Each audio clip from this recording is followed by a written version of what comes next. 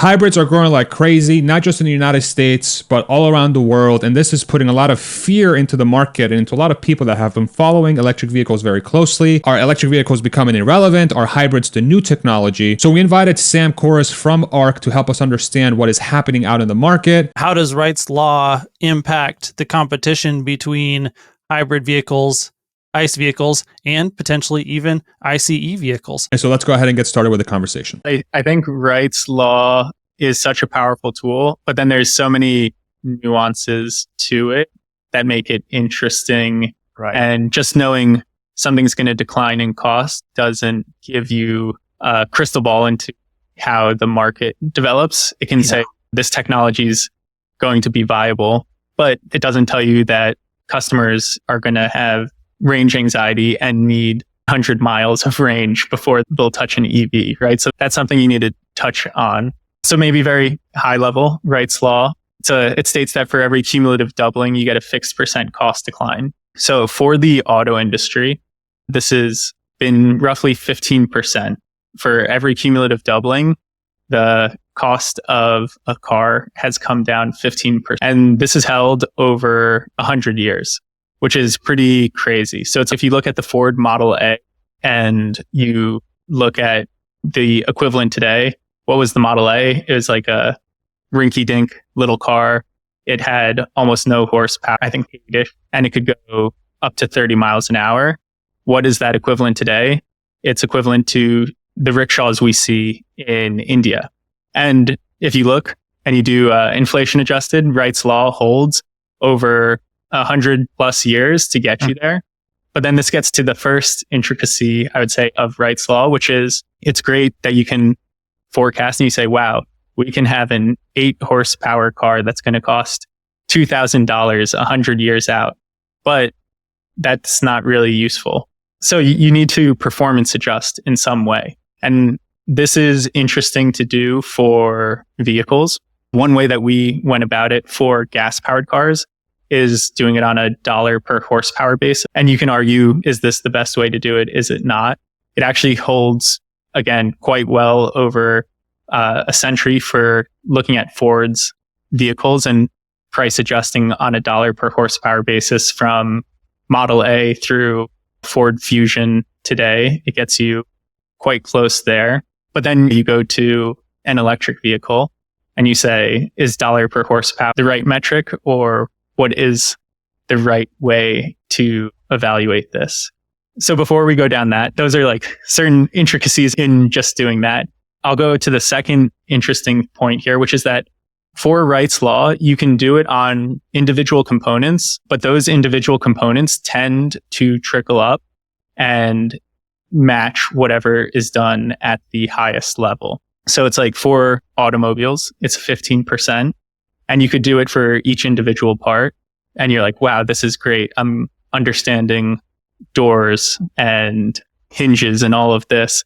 But then it's like all of those advancements are what trickle up to that higher level 15% cost decline. So you can do it. We've done it for battery cells, and that is roughly 20% for lithium-ion batteries. If you do that, it still trickles up to roughly 15% for the total vehicle. So that answers one of your questions, Larry.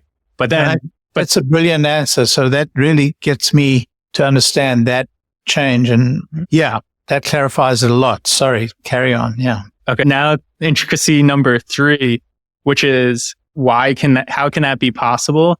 And that's because it's cumulative doublings. And so we need to think about this. So if we look at EVs, this is going off of end of last year, there's roughly 30 million pure battery electric vehicles that have ever been made in history. And you can look at we've got a pretty good read on what sales will be this year. You can make whatever informed decisions you want over the next few years. And you can say that over the next many years you want to choose, 5 years, you're going to get a cumulative doubling. We would say faster than that, but to cumulatively double 30 million is quite doable. If you look at the number of internal combustion engine vehicles that have ever been made, you're now at 2.5 billion, right? So now, now you've got the battery, which is a big cost component. and the rest of the vehicle, which is quite mature. And so now these two have an interesting interplay where the largest cost component for an EV is coming down much faster in cost because of the lower cumulative install base. So I think that answers maybe partial of that same question. It does partially answer, but it still confounds the hybrid question. Yeah. So, well, I want to throw this onto all of you and your thoughts on hybrid before I go down that rabbit hole. Are any of you has the uptick in hybrid currently changed any of your thinking about this transition? That's a fascinating question because I've just finished a study in hybrids. In fact, we're going to be posting that on Fazad's channel in the next day or two, in the next couple of days.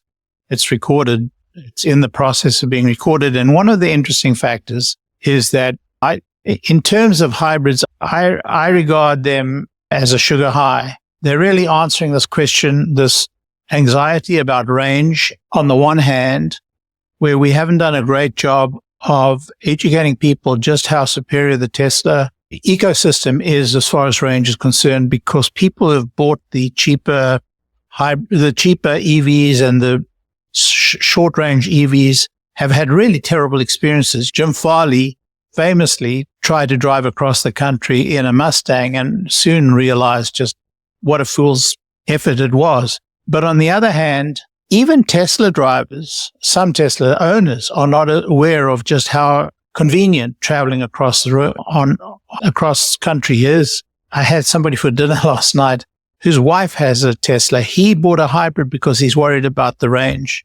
He didn't even understand how the Tesla navigator works. He was confounded to hear that it could plan this trip for him and how easy the trip was. And so, anyway, the point that I'm trying to make is that there's this element of not understanding it. There's this element of dealerships selling the EVs. But more than anything else, it's this whole issue of distribution of the vehicle, and the ICE manufacturers have lost so much money trying to distribute their EVs through dealership networks. They don't understand the direct sales. It's impossible for them to make that change. So you've got this huge stranded asset of all these dealerships and all this ICE manufacturing. And so there's this pushback. And I think that's what we're seeing. Hybrid is just a natural attempt for them to get out of the EV race, as it were. I largely agree with that. I think the way I view the hybrid is, if you look at markets where there is a much better understanding of the value proposition of an electric vehicle, i.e. Europe and China, electric vehicle adoption is happening much quicker. There's also different factors going on. There is better infrastructure. There is a stronger push from the government. In the case of China, the Communist Party is saying EVs now. People are like, okay, EVs now, right? But Europe, in places like Norway or the Scandinavian countries and a lot of parts of Europe, you're seeing a higher adoption of that technology because the value proposition works. It lowers your cost of fuel. Most people don't drive more than freaking 50 miles a day. In Europe, everything's super dense. And so the equation is a little bit different in the United States related to the other places. The way I view what's happening here with hybrids is that the legacy automakers, that is their only way to make money with a next generation technology of transportation. We've already seen their track record with electric vehicles. Ford can't make a penny. Even newcomers outside of Tesla like Rivian and Lucid are struggling mightily to make money on EVs. The only company that can make money on EVs is Tesla. So the only way to seem like they are playing the game and actually, serving the market, and the market is demanding for lower costs and, let's say, next generation drivetrain units, is through the hybrid technology. But where it completely breaks for me is we're talking about Wright's law, right?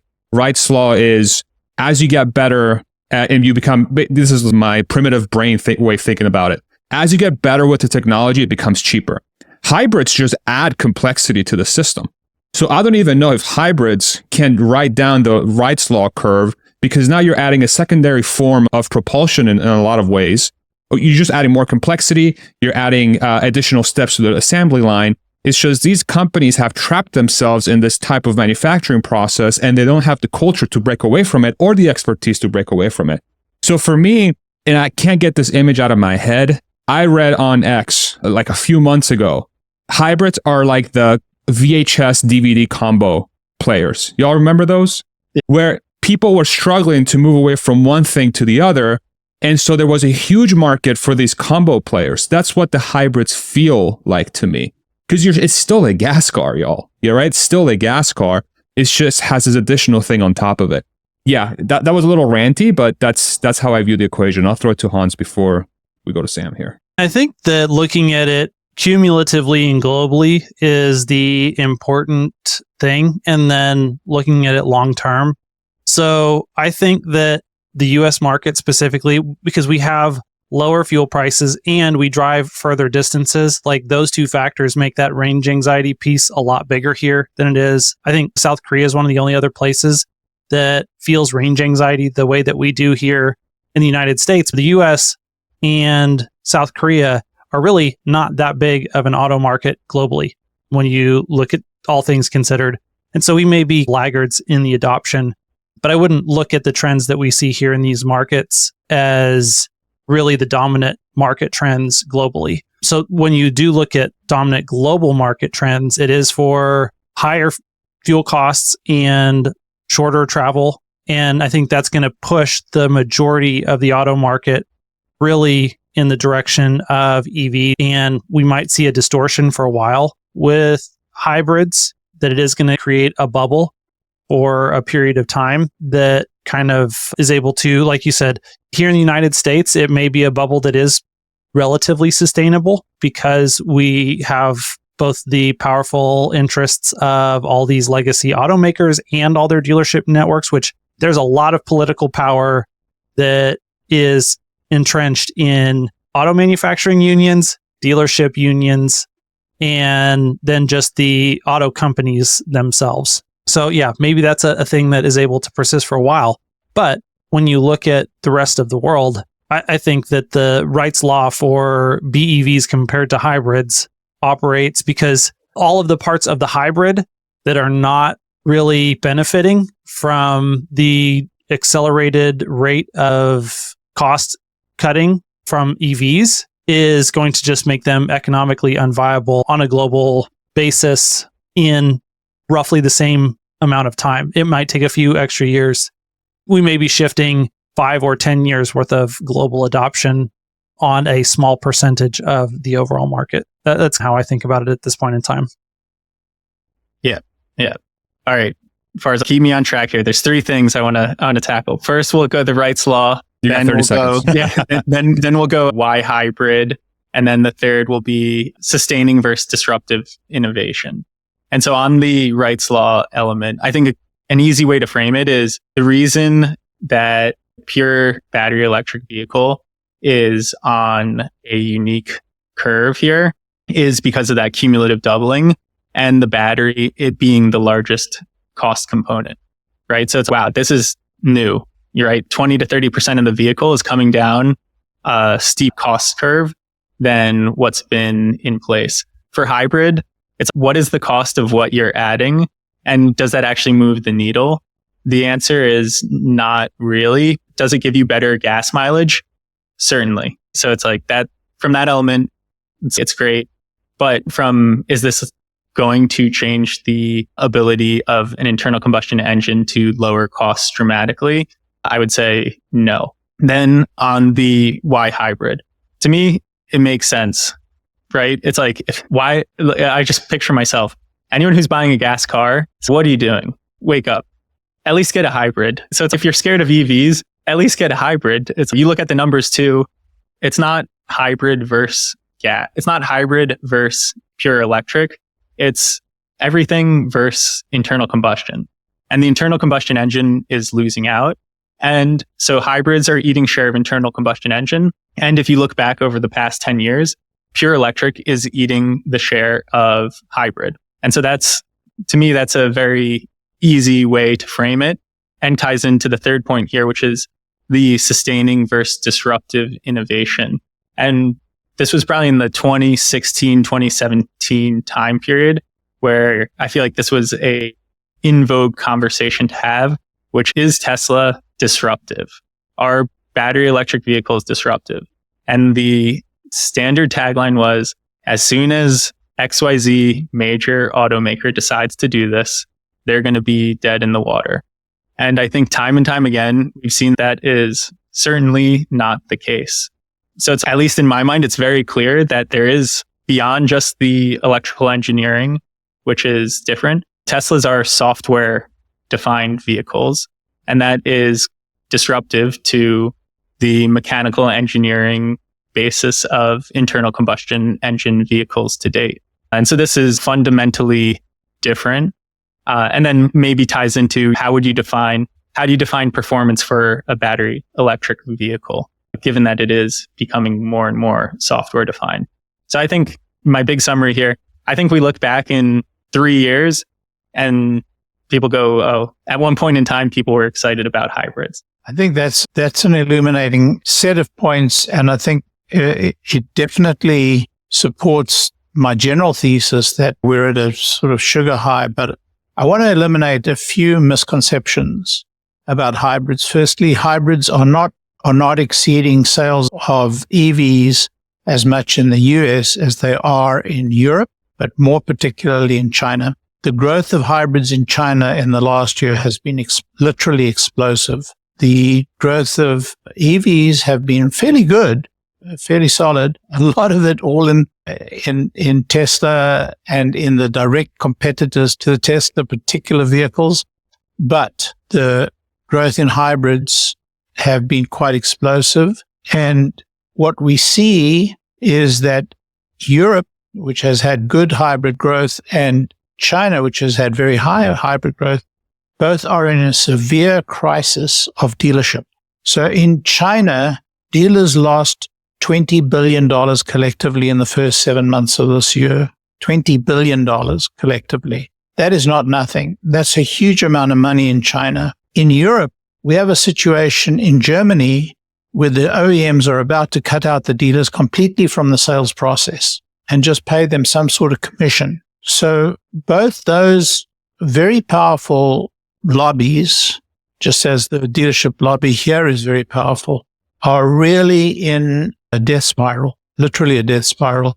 And in China, the government may intervene. In Germany, it's certainly going to intervene. What's going to happen in the rest of Europe, we don't know. But the situation is dire. And for manufacturers like Volkswagen, it is life-threatening. So we're at a crisis point that is deeper than just 2, 3, 4 years down the road. We see this change. So I think we're going to see a major crisis in China, and we are in the midst of a rolling crisis in Germany. And so the change is going to happen quite rapidly. Anyway, that's an aside really to this principal focus, which I agree with. I think that in 2 or 3 years' time, would I be mistaken to say that EVs are going to become less expensive in general than ICE vehicles? Is that a fair statement now, Sam? I think it is, and it depends on geography, right? I think Bloomberg New Energy Finance put a piece out showing that they're already less expensive in China. I think Europe and US are still more expensive, and we actually have a Associated Koch who's doing work on that currently, so we can update you as we get more detailed findings there. But I think, yeah, this is certainly going to be the case. And again, it depends on the segment. And it depends on if autonomous vehicles make it such that you're not buying upfront miles and you're just going by the mile. I think this is the part of the conversation too, that I think what Hans brought up with the casting piece, right? So we're talking about the cost curve of the EV coming down far enough that in a few years, when you just look at it from a dollars to dollars perspective, you would have to pay a premium to get into a vehicle that is less responsive. So that's weird, right? But then the casting equation is also adding on top of that, right? Because as we're talking through this conversation, the battery is the primary driver of that. Because like we said, a lot of the legacy systems of building a car are still somewhat applied to electric vehicles, especially if you're outside of Tesla. A lot of the manufacturing processes are legacy processes, and you're just bolting a battery on top, essentially. Simplification of that, but that's what's happening. But with the advent of castings, and then with the advent of the unbox process that Tesla's looking to implement, right? These are additional forcing functions on electric vehicles from a cost perspective that are enabled by the packaging of having an electric vehicle. When you don't have the motor up front, when you don't have the drive shaft, when you don't have the catalytic converter and the muffler system, when you don't have your center of gravity being as high in a gas car versus an electric vehicle, the equation changes. So the packaging of the manufacturing changes.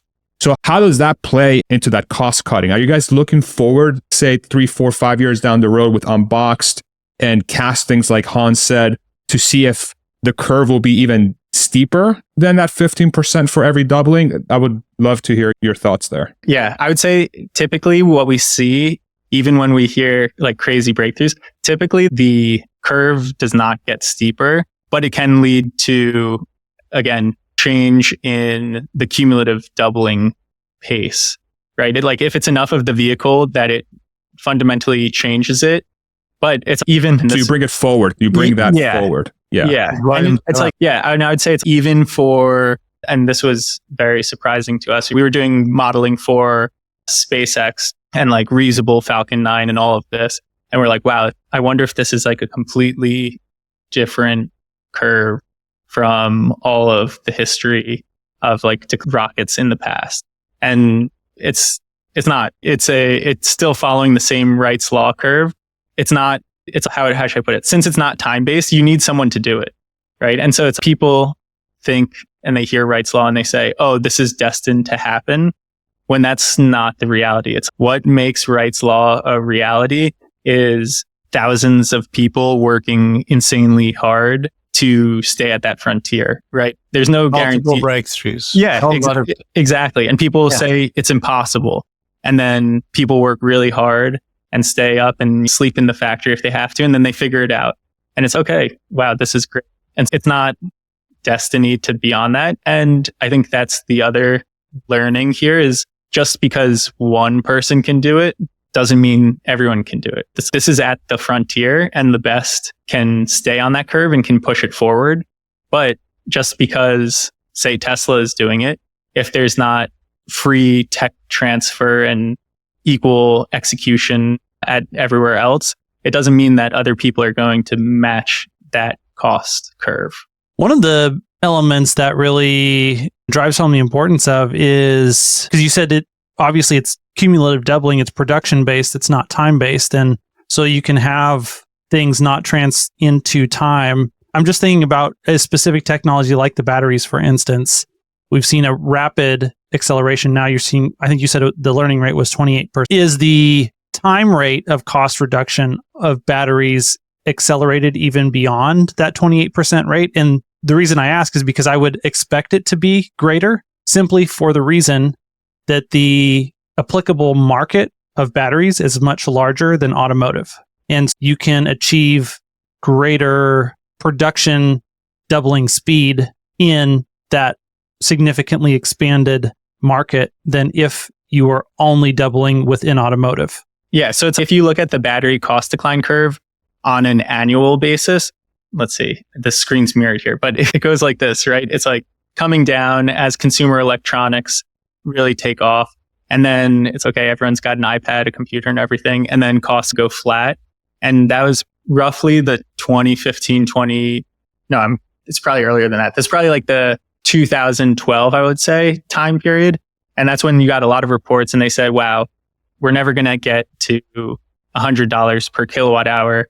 Electric vehicles are going to be niche forever. And then Tesla makes the Model S and, 1,000 times more batteries, exactly what you're saying, in a car than in an iPhone.